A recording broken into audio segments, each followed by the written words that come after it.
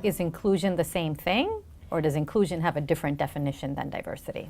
It has a different definition. I've heard some interesting ones used before. It's almost like the diversity is bringing in the people and inclusion is how you mix them up, right? So it's how do you actually make them work effectively together. So the inclusion piece is really the culture piece. And so when we get back to the KPIs, as you asked me earlier, we think about our strategy as a whole.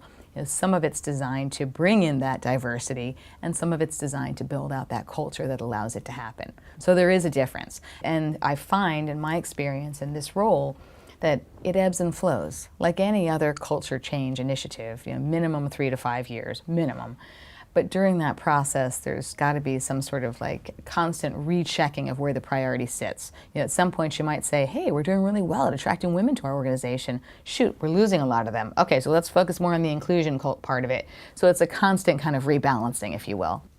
One of the things we just developed along those lines, slight diversion, but related, is we developed a diversity and inclusion index that we launched last September.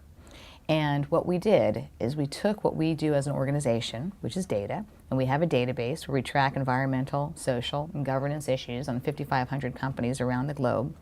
And we narrowed down a set of variables that define an effective, diverse, and inclusive culture.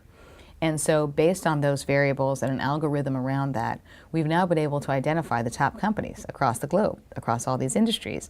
And so we released it in September, and on a quarterly basis, we're going to release it publicly which companies are doing best in this space.